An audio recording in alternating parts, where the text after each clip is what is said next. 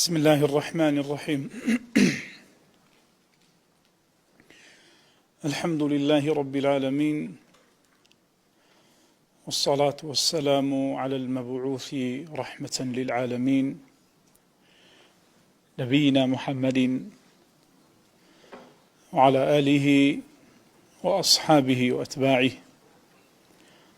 ومن تبعهم بإحسان إلى يوم الدين. اللهم ربنا علمنا ما ينفعنا وانفعنا بما علمتنا وزدنا علما، ونعوذ بك من علم لا ينفع، واغفر لنا وتب علينا واهدنا واهد بنا واجعلنا سببا لمن اهتدى. أما بعد، بحول وقوة يا وريخ تبارك وتعالى أمر لخزمتنا أروينا ناو قماني يكموا لو قمانانيك ودروسكري وبربلاوة وبناو بانغا يشوي برمناو قمانا كانوا قماني كي للاينشن كسوا بوم نيردراوة يا بربرو بيموتراوة چنجار أو شوية ألين وڵامی ئەو گومانە بدەوە کە ئیمامی عومەر قەسڵ و عامی خەڵکی کردووە و ژنی کوشتووە و نامچی کردووە لە شاری فەلوجەیە لە مێژووە. ئێمە دەرسی یەکەم باسی کۆمەڵێ ئوسوڵ و بنەمامان کرد بۆ وەڵامدانەوەی شوبهە و گومان. جا ئەم شوبهە ئەو ئوسوڵ و بنەمایانی لەسەر تەطبیقەکەی بەو کەسانە ئەڵێ کە ئەو گومانیان بۆ من ناردووە یا بە پێوتن پێیان وتوم دلیلمان بۆ بێنن لەسەر ئەو ڕووداوەی کە باسیەکی. ئەگەر دلیلتان نەهێنا بەڵگەیە لەسەر ئەوەی کە درۆیە و درۆژ ماڵی فەقیرە، هەموو کەسێ پێی دەوێرێ. ئەگەریش بەڵگەتان هێنا ئەوە وعدە لەسەر من ئینشاء الله هەفتەی داهاتوو لێرە وەڵامیە دەینەوە. گومانی یەکەم و من لە بەرەوەی گومانەکان خۆتان نەزانن یعنی ئیلحادی لێ دەرکە گومان لەسەر یعنی ئەو گومانانەی لەلایەن مولحیدەکان و دروستەکرێ هیچ بابەتێک نییە بەقەی مێژوو شوبهە و گومانی تیا دروست کرابێ. بۆیە گومانەکان زۆرن و هەروەها بەربڵاویشن. ئێستا هەنێک گومان هەیە لە هەنێک بابەتە هەموو کەس نەیبیستووە، بەڵام ئەو گومانانەی لەسەر مێژوو دروستەکرێ و ئەزانم هەمووتان گەورە و گچکەتان بەرگوێی کەوتووە. بۆیە من هەموو ئەوانەی لێرە نووسیمە ناتوانم بێڵێم. خولاسەکەیتان پێ دەڵێم ئەگەر پەروەردگار تەبارەکە وتەعالە ئاسانی کرد ئینشاء الله دوجار بە درێژتر لەوەی کە وتومانە ئەخرێتە بەردەستان وەکو چۆن ئەوەی هەفتەی پێشوو خرا بەردەستان خولاسە و پوختەکەی. جا بۆی ئەوەی دێڵێم هەر ئەوە نییە، بەڵکو مەسادر و سەرچاوە بە لاپەڕە بە تەبعا بەوە هەمووی باس کراوە و وردەکارێکی خراوەتە ڕوو. باتم بسم لەوەیە بە کورتی بەسەری ئەڕۆین بە پێی توانە. شوبهەی یەکەم ئەڵێ مێژووی ئیسلام پڕێتی لە کەلێن. ئەم گومانە طبعاً ڕۆژهەڵات ناسەکان دروستیەکەن، دوای وردبوونەوە و لێکۆڵینەوە بۆم دەرکەوت تەنها قسەیەک نەبێ کوردویانە هیچ بەڵگە و دەلیلێکی لەسەر نییە. یعنی ناتوانێت شتێکت بخاتە بەردەست بڵێ ئەوە بەڵگەیەک، ئەوە حەقیقەت و ڕاستیەک لەسەرەوەی کە مێژووی ئیسلام مێژوویەکە کەلێنی تێدا زۆرە، بەڵکو زیاتر سەرنجامی حقد و ڕق و کینەیە نەک سەرنجامی خوێندنەوە و دیراسەکردن. سەرنجامی حقد و ڕق و کینەیە نەک سەرنجامی بەحس و لێکۆڵینەوە و دیراسەکردن. ئەگەر نا ئەتوانین بڵێین مێژووی ئیسلام متەرابطترین پەیوەستترین مێژووە لە مێژووی مرۆڤایەتیە. مێژووی هیچ شارستانێتی، هیچ ئاینێ، هیچ میلەتێک نابینی بەقەی مێژووی ئیسلام و مێژووی موسڵمانان بێکەلێن و بێکە لەبەر بێ و بێکەم و کورتی تر بێت. ئەگەر بێت و بەراوردکەی لەو کەلێن و کەلەبەرانەی لە مێژووە لە ناو گەلانە هەیە، ئیسلام لە هەمووی زیاتر بێکە لەبەرترە بێکەلێنترە وەک لە ئەوانی تر جا لەبەر ئەوەی زیاتر لە حقدەوە سەر چاوی گرتووە و هیچ دلیلێک ڕۆژهەڵات ناسەکانم بینی دلیل لەسەری ناخەنە ڕوو درێژەی پێنادەم ئەوەندە نەبێ بزانن کە ئەوانەی گومان لەسەر مێژوو دروستەکەن لە سەر مێژووی ئیسلام بە تایبەت مەبەسمە سێ طائیفەیەکەن طائیفەی یەکەمیان بریتێ لە شوعیەکان کە کاتی خۆی دەوری گەورەیان هەبوو ئەمڕۆ لاواز بوون و لە جیهانە ئێستا لە کۆریای باکوور و لە سین چین یعنی و هەنێک وڵاتە شوعیەت پیاداکەن ئەگەرنا ئەو دەورە گەورەی ئەوسایی نەماوە ئەگەرچی لەم دوایانەوە خەریکە دووبارە شوعیەت خەریکە سەر هەڵدات و کۆمەڵی دووەمیان بریتە لە عەلمانیان پێوترێ لە هەنێ وڵاتی ترە لیبرالیان پێوترێ ئەگەرچی فەرقێکەیە لە بینی عەلمانیەت و لیبرالیەتە ئەلموهیم لە ڕووی بەکارهێنانی خەڵکەوە لەو دوو وڵاتانە و هاوشێوەکانیان کە باسم کرد فەرق ناکەن لە بینیانە ئەمە کۆمەڵی دووەمیان کۆمەڵی سێمیشیان بریتێ لە ڕۆژهەڵات ناسەکان و ئیتر هەر کەسێکی تری دژی ئیسلام بێ پەیوەستە بەمانەوە و لە ژێر چەتری ئەمانەوە هێرشە کاتە سەر ئیسلام بۆ ناشرینکردنی مێژووی ئیسلام ئەم سێ کۆمەڵەش ئیتر دلیلیان دەستکەوێ یا بوختان بکەن یا هەر شێوازێک بێ کەم تەرخەمی ناکەن لە ناشرینکردنی مێژووی ئیسلام ئەم گومانە بێبەڵگەش ئەم شوبهە بێبەڵگەش یەکێکە لە خەرمانی گومانەکانی ئەوان شوبهەی دووەم ئەڵێن سنەتی پێغەمبەری خوا عەلەیهی سەڵات وەسەلام درەنگ نووسراوەتەوە کە درەنگیش نووسراوەتەوە دوو گومان لەم بارەوە ئەخەنە ڕوو یەکەمیان ئەڵێن درەنگ نووسینەوەی بۆتە هۆکاری زایەبوونی کە درەنگ نووسراوەتەوە بۆتە هۆکاری زایەبوونی چونکە دەرئەساسی حفظ و لەبەرکردن اعتیمادیان بۆ لەسەری ئینسانی شتێکی لەبەرکرد لە بیری ئەڕوا دوای فترەیەک مادام یەکسەر نەیەنووسیوەتەوە کەواتە سنەت نەنووسینەوە لە سەردەمی خۆی و ئێعتیمادکردن و پشبەستن بە تەنها لەبەرکردن بۆ تەمایی زایەبوونی یەرحەموک الله دووەمیان هەر لەگەڵ ئەم شوبهە هەردووکیان تێکەڵەکەم ئەڵێن ئەسڵەن نووسینەوەی بیدعەیە چونکە لە سەردەم پێغەمبەر عەلەیهی سەڵات وسەلام نەنووسراوەتەوە بیدعەکە نەک بە مستەڵەحەکەی تر بۆ مستەڵەحی کە شتێکی زیادەیە لە ئیسلامە ئەم نووسینەوەیە ئەسڵەن نەبووە ئەم گومانە ڕەبتێکی توند و تۆڵی بە مێژووە هەیە و لەبەرەوەی لە دەرسی سنەتە ئەوها بە سەراچوونێکی بەڕێزانە تێپەڕێنراوە لێرە بە درێژتر بە حەول و قووەتی خوا ئەچینە خزمەتی ئەم گومانە ئەمە گومانی ڕۆژهەڵات ناسەکانە سەرەتا وەکوتم ناینە سەیر وەڵامی فەڵان کەس وای وتووە ئەمانە ئەسڵێکیان هەیەکێن ڕۆژهەڵات ناسەکانن ئەوان ئەم گومانیان دروست کردووە ئێمەش لە جوابی ئەم گومانە چ دەڵێن یەکەم ئەڵێن بۆچی ئەم گومانە دروستەکەن بۆ ئەوەی ئیمانی خەڵک بە حەدیسی پێغەمبەری خوا عەلەیهی سەڵات وسەلام لاوازکەن و نەیهێڵن دوو ئەڵێن ئەگەر ئەم دەردی موسڵمانان بێ و ئەوان حەدیسیان درەنگ نووسی بێتەوە ئەی باشە چ بە خۆیان دەڵێن خۆیان دوای چەندێک ڕێنمایەکانی پێغەمبەرەکەی خۆیانیان نووسیوەتەوە دوای چەندێک تەورات نووسراوەتەوە دوای چەندێک ئینجیل نووسراوەتەوە دوای چەندێک دوای فترەیەکی زۆر بۆیە ئەوەی ئێمەی پێ عیبدارەکەن عیبەکە بە گەورەتر و فراوانتر و ناشرینتر لە خۆیانە موجودە کە دوای ڕوونیەکەین ئینشاءالله تەعالا بەو شێوازەی ئەوان دەیڵێن بەس ئەگەر گریمان واش بێ زیاتر بەسەر خۆیانە تەطبیقە بێ خاڵێکی تر ئەڵێن ئایا ئەم قسەی خۆیان ڕازین پێی هەموو زانستێک درەنگتر نووسراوە لە وەختی خۆی نەنووسرا بێتەوە ئیتر زەربی سفر بکرێ و شەقێکی تێڵ بدرێ ڕازی نابن خاڵێکی تر ئەڵێن ئەسڵی عیلم لە لای موسڵمانان بەدەم و لەبەرکردنە نەک نووسین و لە کاغەز نووسینەوە ئەمش ئەمان باتۆ سەر خاڵێکی گرنگ ئاماژەی پێ بکەم زۆربەی کێشەی ئینسانی مولحیدەکان و یا لە دین ناشارەزاکان کە ڕەخنە لە دینەگرن لە ڕوحی ئیسلام حاڵی نەبوون لە دەقەکان نەکۆڵیونەتەوە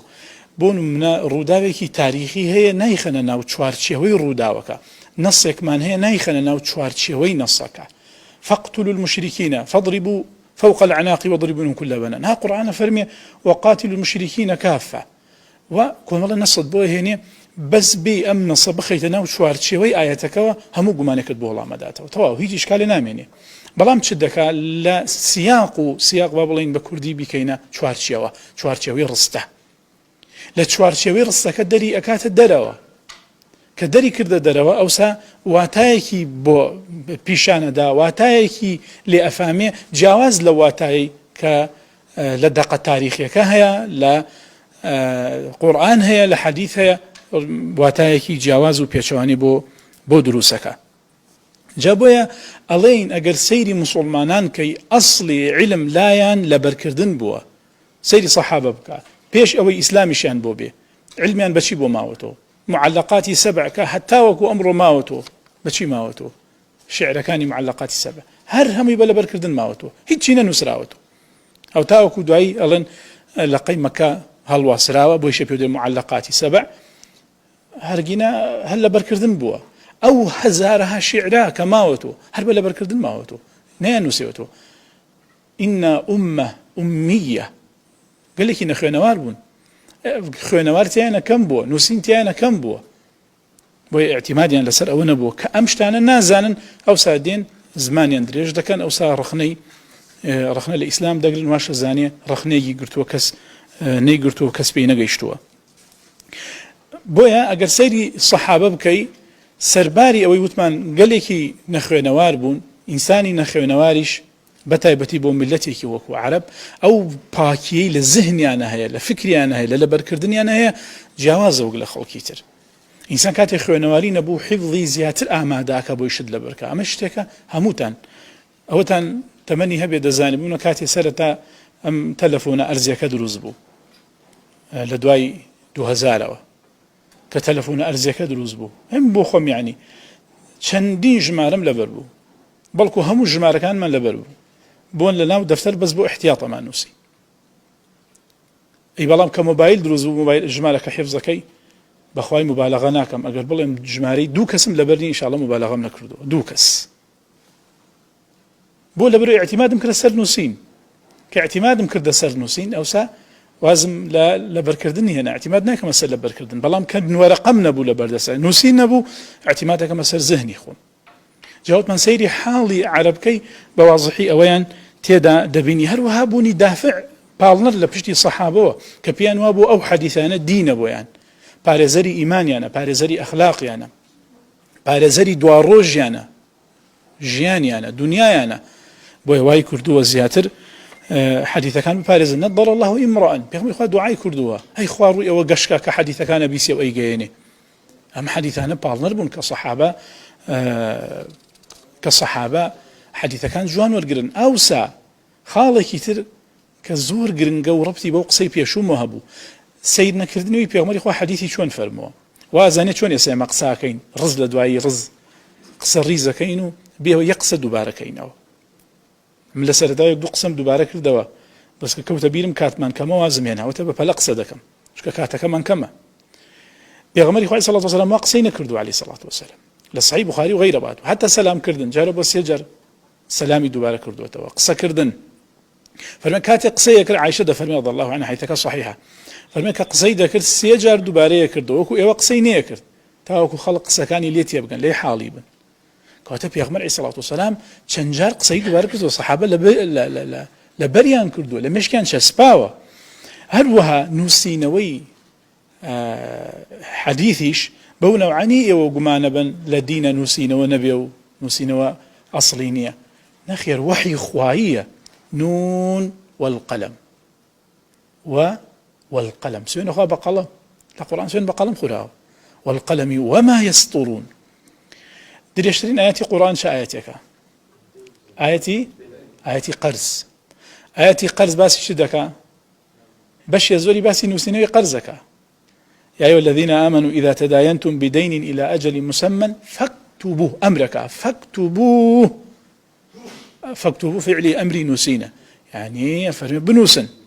قرزك بنوسنوا باشان باسي چندين وردكاري نسينا وكاكا چون بي چون نبي باسي نسينا كواتا نسينا هدایەتی خواییە بۆ خەڵک، ڕێنمایی قورئانە بۆ خەڵک، ڕێنمایی قورئانە بۆ خەڵک. هەروەها کاتێک ئەڵێن مەسەلەکە لەبەرکردن بووە و لە ناو چووە وەکەئەنەهو بە نووسین شت ئەمێنێ بە لەبەرکردن نامێنێ. ئەڵێن ئەم ئەساسە خۆی بۆ خۆی ئەساسێکی سەقەتە، بنەماکە بنەمایەکی لەنگە لارە خوارە، بۆ لەبەرەوەی ئەوەی بە لەبەرکردن ئەپارێزرێ بە نووسین ناپارێزرێ، بەعکسەوە ئەوەی بە لەبەرکردن ئەپارێزرێ بە نووسین ناپارێزرێ. یەهود و نەسارا تەورات و ئینجیل نووسراوەتەوە یان نەنووسراوەتەوە؟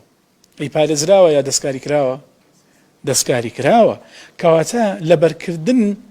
لەبەرکردن سەلامەترە بۆ دەستکاریکردن تاوەکو نووسینەوە، بەتایبەت نووسینەوەی فەهمی لەگەڵ نەبێ، نووسینەوەی تێگەیشتنی لەگەڵ نەبێ. چەند جار ئینسانەیە کاتی ئەنووسێ بەتایبەتی بیری مەشغوڵ بێت، تەماشا کەشتی سەیر و سەمەرە و سەقەتی نووسیوە. چەند جار هەیە بوونە لە کوتوبی مەخطوطاتە، بەڵکو خۆتان ینی شتێکە نووسیوە ڕزێکت پەڕاندووە، چاوت نەقلی کردو لەمەکەوە بۆ ئەوەکەی تر. من بۆ خۆم حتا لە دەستنووسە، لە دەستنووسی عولەما، لە خۆمان لە کتێبی ترە دەیانجار بینیومە، بەتایبەت ئەگەر بێت و هەمان ناو یا هەمان وشە لە دێڕەکەی دوای ئەوە دووبارە بێتەوە لە دێڕەکەی سەرەوەش هەبێ. چ دەکا کابرا چاوی نەقڵە بێ بۆ دێڕەکەی دوای ئەوە یەک دێڕ ئەپەڕێنێ، جارێ دوو دێڕ، جارێ سێ دێڕ، جارێ چوار دێڕ ئەپەڕێنێ، زیاتر جارێ لاپەڕەیەکیش دەپەڕێنێ، جارێ بۆ لاپەڕێ بۆ چکە لە هەمان شوێن لە لاپەڕەکەی داهاتوو فڵان ناو فڵان وشە دووبارە بۆتەوە. ئەمە هەمووی نمونەی واقعی، نمونەی خەیاڵی نییە هێناومەتەوە. بۆیە ئەوەی بە حیفظ پارێزراوە بێ بە نووسین پارێزراو نابێ. و هەروەها پێغەمبەری خوا صلی الله عليه وسلم چەندین نێردراوی ناردووە بۆ شوێنەکان، بۆ ناو خێڵ و عەشیرەت و قەبیلەکان، بە کەسیان نووسراوێکی نەنووسیوە ئەدەی ئەمە نوێژە ئەمە ڕۆژووە ئەوهایان پێ بڵێ، بەس بۆ نوێنەرێکی ناردووە زانی بێتیان نوێنەری پێغەمبەر عەلەیهی سەڵات وسەلام، یا پێویستی کرد بێ نووسراوێک کە بەس بیسەلمێنێ ئەمە نوێنەری پێغەمبەرە صلی الله عليه وسلم، دینی فێر کردوون. هەروەها نوێشکردن نەنووسراوەتەوە لە سەردەم پێغەمبەر عەلەیهی سەڵات وسەلام نوێژ چۆن دەکرێت، لە کاتێکە لە قورئانە تەفاسیلی نوێژی تێدا نییە. پاراستنی نوێژ نەسەلمێنراوە یا نەوەستاوە با بڵێین لەسەر نووسینەوەی نوێژ، چۆنیەتی نوێژ بنووسرێتەوە لە کاغەزێکە لەقەی پێسەیەکە، ئەو سائیتر نوێژ پارێزراوە بێ، نەخێر نەژ نووسراوەتەوە و نوێژیش ماوەتەوە. و هەروەها پاراستنی سنەتی پێغەمبەری خوا صلی الله عليه وسلم هەرخۆی بۆ خۆی ضرورەتێکی دینیە، کەچی پێغەمبەری خوا عەلەیهی سەڵات وسەلام فەرمانی نەکردووە بەچی، فەرمانی نەکردووە بە نووسینەوەی لە سەرەتاوە، وەکو دوای باسی ئەەکەین. هەروەها بەڵگە بۆ ئەوەی کە لەبەرکردن ها لە پێشی چیوە، لەبەرکردن ها لە پێشی نووسینەوەوە لە لای زانایانی ئوسوول ئەگەر بێت و حەدیثێکی بیسراو لەگەڵ حەدیثێکی نووسراو تەعاڕوض بکە، حەدیثە بیسراوەکە خەنە پێشی حەدیثە نووسراوەکەوە. ئامدی لە إحكام في أصول الأحكام عليه. وأما ما يعود إلى المروي فترجيحات. الأول أن تكون رواية أحد الخبرين عن سماع من النبي صلى الله عليه وسلم، والرواية الأخرى عن كتاب، فرواية السماع أولى. رواية السماع أولى. كاتلا علماء أصولش بيستنوا لبركردن لبيشتر وقلا نسينوا حتى لعلم حديثة، هذا جوركاني تلقي لعلم حديثة شيء أخبرنا حدثنا وهيك يكتر لوانا شيء مكاتبة مناولة بيدان نسين خوارتريني درجي تلقيه علم شيء برتيلة كتابة برتيلة مناولة لا خوارترين كاني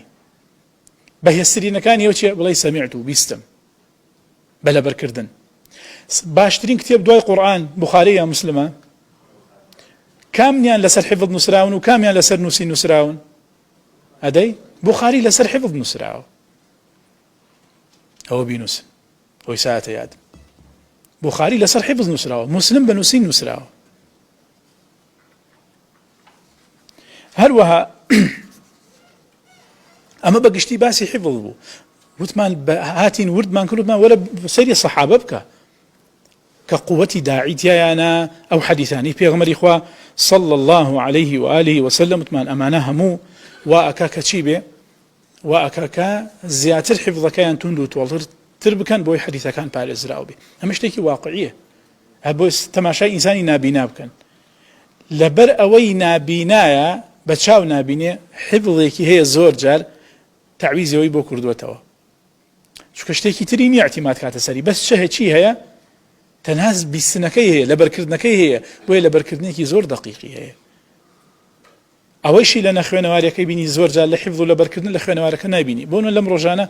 خاوەن سوپەرمارکێتێکی گەورە و ئەوە هاتە لام وتی مامەسا بەناو سوپەرمارکێتەکەمە بگەڕێم بێ وەرەقە و قەڵەم بەس تەماشای دوکانەکە بکەم ئاوا بڕۆم لەم سەرۆ لەو سەرۆ بێمەوە ئەڕۆمە دوکانی تاجرەکە هەرچیمان نوقسان بێ بێنووسین هەمووی دێنم ئەوان خوێنەوارن و ئەشگەڕێن و شاگردیشن لە دوکانەکە بە وەرەقەی ژەی نووسن هێشتیان لە بیرە ڕوە ئەوە نمونەیەک تازە هاتە بیرم لەم چەند ڕۆژە یەکێک لە خاوەن دوکانەکان بۆی گەڕامەوە جا بۆیە ئەوانەی ڕەخنە ئەگرن لە دین ئەمە داوای منە لێیان وەرن لە دین حاڵی بن لە دین شارەزا بن دوای حەزەکەی باسی هەر بابەتی ئەڵەی باسەکەین و یەک ئەگەر کرا بەڵام ئێوە لە دین لە ڕوحی دین لە وردەکاری دین نازانن حەدیثێک نایخەنە سیاق و نایخەنە چوارچێوەکەی خۆیەوە بۆی ئەو سادێن مناقەشە و مجادلە دەکەن و سەبارەت بەوەی ئەڵێن صحابەکان حەدیثیان نەگەڕاوەتەوە لە پێغەمبەر عەلەیهی سەڵات وسەلام ترساون حەدیث بگێڕنەوە ئەمە ژوای کردو حەدیث زایە بێت ئەڵێن بەو شێوازە نییە هەنێک لە سەحابە هەبووە ترساوە لە گێڕانەوەی حەدیث بەڵام ئەوە قاعیدەیەکی کولی و گشتی نەبووە هەمویان وابن بۆنە لەوانەی کە ترساوە و باسەکە ڕەدی زیاتر ملحیدینە بە ئاماژە بکەم بە خاڵێکی گرنگ ئەبوو نوعەیمی ئەصبەهانی ئەو ئەصفەهانی لە معریفەت الصحابە حەدیثێک دێنێ لە یەکێک لە سەحابە کوردیەکانەوە سەحابەی کوردی کاتە سەحابەمانەیە کورد بێیانە سەحابەمانەیە کورد بێ حەدیثێک هێنێ ئەڵێ لەبارەی یەکێک لە سەحابەکانەوە کە باوکی مەیمونی کوردیە مەیمون یعنی بەرەکەتدار نەک یعنی مەیمونە کوردیەکە کە خەڵک ئەڵێن مەیمون قرد مەیمون یعنی بەرەکەتدار لە باوکی مەیمونی کوردیەوە وقيل اسمه جابان أصلا ناوي جابان بوا أو ضله حدثنا سليمان بن أحمد حدثنا محمد بن علي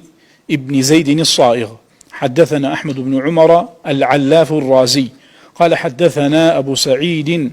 مولى بني هاشم عن أبي خلدة قال سمعت ميمونا الكردي وهو عند مالك بن دينار همتان مالك كردي دينار تان بيستوى إيكا لعباد خواناس بخاص الحا وكانوا علماء قوركاني بيشيناني شاكمان الله مالك كردي دينار وتي مال الشيخ لا يحدث عن أبيه هو بو أم شيخة ما بس ميمونة كري جابان كصحابي بيغمر عليه الصلاة والسلام الله وتي بوتي حديد لباوكي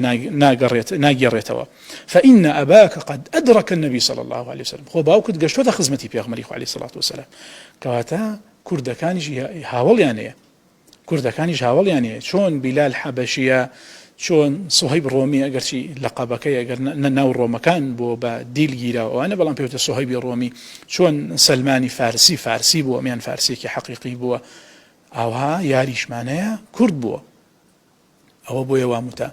بو بزانا إيوا بشتان أرواتو سر بيغمر عليه الصلاة والسلام إسلامتي لناو ميجوي كرد الرقو ريشي داكوتاوا أمرو زور قريك يعني كرد لإسلام كانوا هزار رجال جاري زردشتي دينن جاري نازم چه دينن بس بوي كرد لإسلام دارنن نا والله پشت من هانا و پشتی پیغمبر علیه الصلاة والسلام پشت من هانا و هاولان و یارانی پیغمبر و سرخرانی پیغمبر علیه الصلاة والسلام جا سيري تقوای جابانی كردي بكن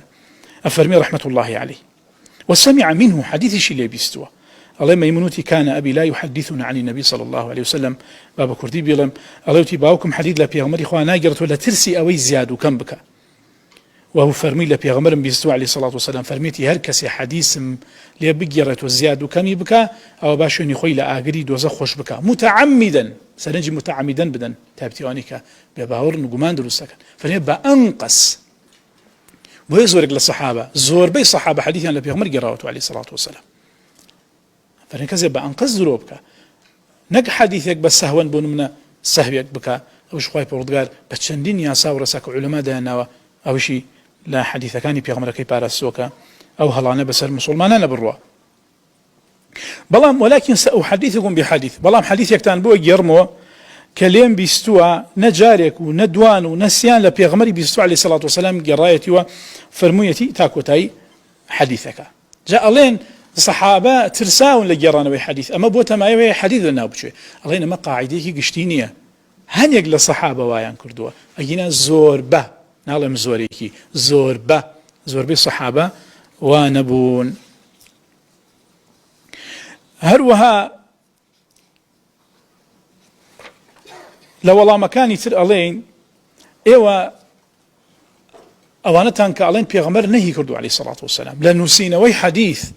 كواتن سينوي حديث زيادة لدين بدعي لدين شون علماء حديث يعني نسيوته أما جاني كان لبابي سركشي وابو مسلمان أندلسيا كان يجينا وان بروين ببدعوا زيادة لدينا جاء والله مي أمسر كشانة شيء ألين حديثك طاوك بيغمر إخوة فرمي عليه الصلاة والسلام لا تكتبوا عني لكوتاك شيء فرمي وحدثوا عني منوسن بس ده منو بيجرنا أمرك حديثهم لي بيجرنا حديثهم لي بيجرنا أي بون نهيشت لي بنوسن لو أي باسي علته هو كان كين بوشي نهيشت وحديثي لي وبنوسنوا دو أو حديثاني هاتوا لسال أمر كردن بنوسينوا صحيح ترن صريح ترن لو حديثاني وزور تريشن لو حديثاني كنهي كان لنوسينوا هل وها ألين أو حديثانا حديثي تر دوايان هاتوا بلغي لسروي نسخ بوتو كاتي نهيك حديثي تر هاتوا دوايا أمرك بنوسينوا كواتا نهي كردن لنوسينوا نسخ بوتو بيشتر وفرماني كردو بوي تيكلي قرآن نبي دواي هو كان باسكين كأوما ترسينا ما فرماني كربا بنوسينوا وهروها ألين بوشة وزنيك يوالن حديث نسراوتو أوش بلغي لسروي إيه وبيشوي اشتكى تأكيد بنوا قصرادة وشي نقصة قصدة كانوا قصفر رددا لو أنا لصحيح بخاري هاتوا في غمره عليه الصلاة والسلام وتاري حجي مال آوائي فرماني كردو بينو سنو بو بيابيك يمني كناوي أبو شاه فرمي يا رسول الله بون بنو سوا فرمي اكتبوا لأبي شاه حديث قال بخاري هاتوا غير أبي شاه اكتبوا أمره بنو سنو بو أبو شاه هلو قال بخاري هاتوا لسر مرقى وتويتي برون كتابيك بينن ايتوني بكتاب اشتكن بو بينن تا لسري اشتكتان بو بنوسم كدواي خوم قمرانا بن هل وهذا بخاري هاتوا أفرمي أبو هريرة فرميتي هيج كسر بقي من حديث لبيغمر نبي سوى عمري كوري عاص نبي أو أي نوسي من نما نوسي هيج كس لهاراني بيغمر عليه الصلاة والسلام لمن زيادة الحديث لو نجي راوتو وليو نبي سوى عمر نبي أو دينوسي من نما نوسي وكواتا حديث نسراوتو يانا حديث نسراوتو زور واضحة كواتا بوشي وازنيا وان ديلين هل وها لبخاري هاتو سبحان الله مش لبخاري هاتو كعلي رضي الله عنه نسراوي كيبوك ومالي حديثي لبيغمر إخوة تيانو سيوتو هل وها أما إن الله هم يبنصوا بالجمارة وهم يتبردستان بحول وقوة إخوة هل وها حديثي كتير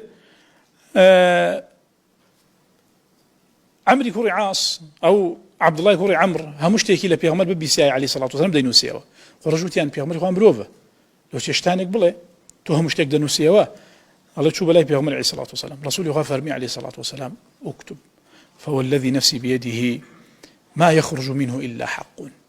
بنو سوا قسم بوي نفسي مني بدس حق نبي لو زارمنا يتدر بنو سوا اكتب كواتا نسراوتو يعني نسراوتو هل هاشتي ترماني نسراوتو دستوري مدينة بحول قوتي إخوة الروم سر شبهي كي سركي لأسناي شبه سركي كا والله مي أو شبه جدمو كدستوري مدينة هني قالن دستوري مدينة نية دستوري مدينة نسراوتو لبيني بيغمر عليه الصلاة والسلام لقل أنصار كان لقل جولك كان هل وان نسراوي كبو نسراوي سعد كوري عبادين بيوتوا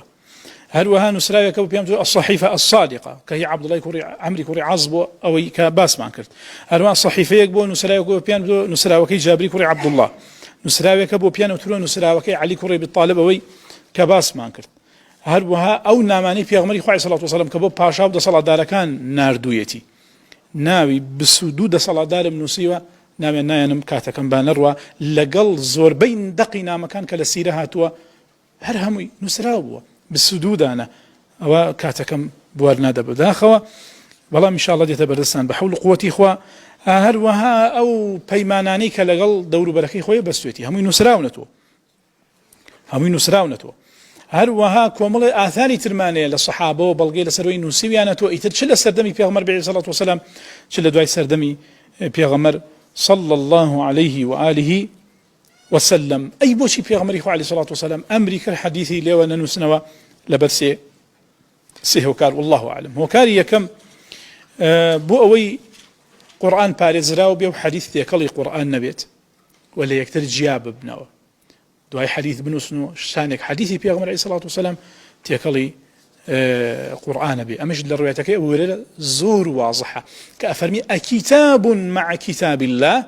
نسرايك بنوسينوا لقل قرآن يعني بو مضاهاة ومشابهة يسار سرج بدن يعني كوتم ديتا بردستان هنيكتان وازي هاول لنوسين كم ترخميك لنوسين بويا ضلنيام حفظكشي إهماليك أقول الله دواي يا لبري تسجيلك دواي قويلة دقرم دي فرضا تسجيل نكري وفرضا دواي قريما نيتا بردستان دواي حفظك تانوكو يقوايا ضلنيا بالنخير كواتان بيغمري عليه الصلاة والسلام لبروا فرماني كر خالي دوم بوي مشغولي حديث نبنو قرآن بشقوي بخان لمش خطيب بغدادي بأشكراء أفرمي بيغمري عليه الصلاة والسلام بوي نهي كر حديث بنو سنوا إنما هي لألا يضاهي بكتاب الله بوي هاوشوي قرآن نبي أو يشغل عن القرآن سواه يا سرقالي عنك لبروي سرقالي قرآن من سرقالي حديث بيغمر بن صلى الله عليه وسلم سيمشد نبوني أدواتي آسان أو آلتانيك بين نسريت ولا سردم بيغمر عليه الصلاة والسلام آسان نبو لسر بشتي حيوان ولا سر بيسا وشتان نسيبيانته وين نسين هروا آسان نبو قرسيب ولا نسينوا والله مدواي أو نسينوا آسان تربو وكو بيشو نبو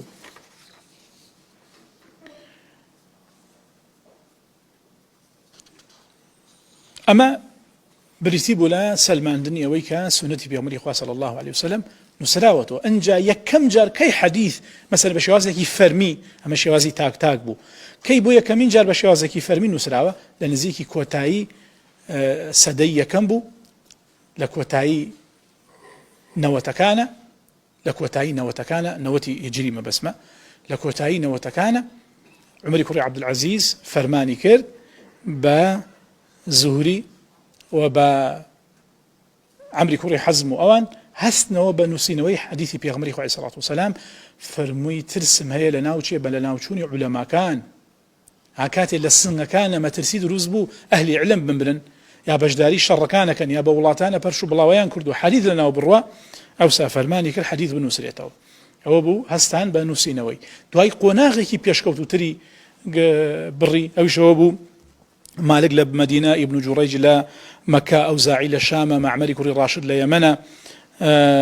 حمادي كوري سلماء لبصرية سفياني ثوري لكوفة عبد الله كوري مبارك لخراسان سبحان الله سيبرود قال هل ولات يكون ناوشيكي قورا يكزانا يبو هل كوتو يبو داناوة بونس إلي حديث كان في غمري خواه صلى الله عليه وسلم هل وهذا واسطة هشيم كوري بشير جريد كوري عبد الحميد للرية وغير أوان حستان بنوسينوي حديث كان في عمره عليه الصلاة والسلام أما قناغي كي نيبو كسردمي مال قناغي موطأ بو دعاء قناغي سنان قناغي مسانيد كان دروزبون بنوسينوي حديث في عمره صلى الله عليه وسلم قرآن هل خوي بخوينا نسراوت ولا سردمي في عمره صلى الله عليه وسلم بوشي وازيها ميكو بكريتوا أي أقربيت وما عيب بيخو قرآن خوي بخوينا نسراوت ولا سردمي أبو بكر باشان سردمي عثمان بطاوتي قرآن كو كرايوا جابوا أو جمانا سر شكله رونق دارة الله براسي شبهية بقوته والله مكادرين وردك على تفاصيلك ودرك هشو لاواز ولرو بهذا فويه لبك بعديبه والحمد لله رب العالمين. جماني بوني أما جماني كترة بوني تمومج ناروني للسرة يجياني بيغمر صلى الله عليه وسلم ناميكم بوها توبو دواجار زانم هي كسيكي ملحدة هني برسياري كردوة جا دواي وتبوي ما مصاولامي قمانا كان من نداوته البت قماني قولترو ضرورتر ولا مدينه بلام كاتي قرام تماشاكم هي يكيق للرجالات ناسكانا بوي برير من دا ولامي دينوا وولامكي برشو بلاوة بوي بحول قوتي إخوة وەڵامەکەی بەم شێوازە ئەدەینەوە پێشەوە شوبەکەتان خزمەت دەکەم دەقی نامەکانی ناخوێنمەوە بەڵام نامەکانی بریتێ لە چەند شوبهەیە شوبهەی یەکەم خۆی لەوە ئەبینێتەوە کە پێش 40 ساڵی ژیانی پێغەمبەری خوا عەلەیهی سەڵات وسەلام دیار نییە وەکو خۆی ئەڵێ ئیلا وازانم دەڵێ یەک وەرەقە نەبێ یەک وەرەقە کە لە ژیانی پێغەمبەر هاتبێ عەلەیهی سەڵات وسەلام تەنها نەبێ شوان بووە دواتر بەهۆی هاوسەرگیری لەگەڵ خەدیجە کردووە باوکی ناوی عەبدوڵایە دایکی ناوی ئامینەیە ئیتر ئەمە هەمووی مێژووی 40 ساڵەی تەمەنی محەممەد بووە ئەڵێ تەنها ئەمەندەتانی و هەروەها شوبهەیەکی تری ئەوەتانێ ئەڵێ پێغەمبەری خوا عەلەیهی سەڵات وسەلام لەسەر چ دینێ خەدیجەی مارە کردووە بۆیە بە حەول و قووەتی خوا دەسەکەینە وەڵام دانەوەی شوبهەکەی وەڵامی یەکەم ئەڵێن ئەمە وەڵامی ڕۆژهەڵات ناسەکانە من گەڕیشم خوارد بۆ ئەو دەقەی سوبحان الله هەستێکم بۆ دروست بوو ئەم شوبهە هی کەسێکی تر بێ وەرگیرا بێ کاتێک گەڕام تەماشاکەم بەم دەقا ئەو نامەی کە بۆی ناردووم تەماشاکەم لە ئەنتەرنێتە مەوجودە دەقی ئەو شوبهەیە لە ئەنتەرنێتە مەوجودە دەقی ئەو شوبهەیە جا ئەم گومانی ڕۆژهەڵات ناسەکانە لەوانە سیرۆ دروستیەکە ولدیوڕانت و هەروەها بڕۆکلمان هەمویان دەڵێن ژیانی پێغەمبەر عەلەیهی سەڵات وسەلام لە سەرەتاوە ناڕوونی تێدایە لە جوابە ئەڵێن طبعا سەرەتا بۆچی وا دەڵێن گەرەکیانە کاتێک فەراغیان دروست کردوتیان لە ژیانی فەراغەیە ئەو ساتیە بە هەوەسی خۆی پڕێکات ئاگاتان لەو خاڵە بەیانی بۆچی ئەڵێ فەراغەیە بۆی خۆی بێ پڕیکاتەوە بە هەوەسی خۆی بۆی بێ ئیستنتاجی کە و من سبحان الله لە ژێر زبان یەکێک لە ڕۆژهەڵات ناسەکان ئەوم خوێندەوە تەماشای ئەم قسە بکەن کە یەکێک لە ڕۆژهەڵات ناسەکانە ئەڵێ مادام ناڕوونی هەیە لە ژیانیە کەواتە ئێستا با دەستکەینە ئیستنتاج بزین ئەو ناڕوونیە چییە یعنی با دەستکەینە پڕکردنەوەی ئەم بۆشاییە کەواتە بۆشایی دروستەکەن تا خۆیان پڕی بکەنەوە بۆشایی دروستەکەن تاوەکو خۆیان پڕی بکەنەوە یەکەم لە جوابە ئەڵێن کام بەشەی ژیانی پێغەمبەری خوا عەلەیهی سەڵات وسەلام ناڕوونە پێمان بڵێن دەستخەنە سەری تا بۆتانی ڕوونکەین دوو یەک دلیلتان پێنیە لەسەر ئەم بانگەشە و ئیدعایەتە کە ڕەبتی بە قسەی پێشوم وایە مێژوو واقعی تاریخی ئیسلمینە کە ئێوە ناڕاستن و ڕاستگۆنین لەو بانگەشەتان هەروەها ئەڵێن طبعا لە گومانەکەشیان ئەوە ئەڵێن لە قورئانە باسی سیرەی محەممەدی تیان نییە یەکێک لە ڕۆژهەڵات ناسەکانم بینی وا دەڵێ ئەڵێ ئیلا سورەی زوحای لێ دەرکا لەوە زیاتر باسی سیرەی محەممەدی تێدا نییە جا یەکێک لە جوابەکانمان ئەڵێن قورئان کتێبێکی مێژووی نییە بێ باسی چ بکە باسی ژیانی پێغەمبەری خوا بکە عەلەیهی سەڵات وسەلام و تاریخی ڕەسوولی خوا بە باس بکە خاڵێکی تر ئەم وەڵامە ئەتوانن بۆ زۆر گومانی مولحیدەکان ئیسفادەی لێ بکەن ڕێک وەڵامەکە عەکسکەنەوە کە دەڵێ بۆ لە قورئان نەهاتووە باش ئەوە قورئان نیوەی ژیانی پێغەمبەر بوو ئەوسا چیان دەخواسی ئەمە قورئان هاتە هیدایەت خەڵکدایە باسی ژیان محەممەدمان بۆ بکە ئەگەر واش بووایە هەر ڕخنیان دەگرت بۆ یەکێک ڕۆژێ پێوتم باشە لە قورئانە بۆ زەمیری نێر بەکارێنێ بۆ خوا ئەڵێ هووە ناڵێ هیە واللهی هیە بەکار باتەیە ئەویت بۆ ئەڵێ هیە بۆ ناڵێ هووە یعنی هەر پرسیارێک ئەکا فقط بریتە لە سەرکەشی عینادی بەرامبەر بەخوا و بە ئیسلام و پێغەمبەری خوا دواتە لە عیلمەوە سەرچاوە ناگرێ بابەتی بوون ئەکادیمی بوون وەری بێ بە دیدێکی زانستیوە وەرە با مناقەشە بکەین نا حقد و ڕق ئینسانی ئەکادیمیش نابێت لە پشتی حقد و ڕقەوە پرسیار دروستکە ئەبێت لە پشتی بابەتی بوونەوە پرسیار بۆ ڕژێنێ و دروستیکە و گەڵاڵیکە هەروەها ئەڵێن قورئان سجلی ئەحوال شخصی نییە باسی هەنێ تەفاسیلی ژیانی لە دایک بوون و ئەوانەی پێغەمبەری خوا بکە عەلەیهی سەڵات وسەلام بەڵام سەرباری ئەوەشە لە سیرەیە هەموو ئەوانەی کە ئێوە ئەڵێن تێیدا نییە بە حەمد و فەزڵی خوا هەمووی تێدا باس کراوە بە حەمد و فەزڵی خوا هەمووی تێدا باس کراوە هەروەها ئەڵێن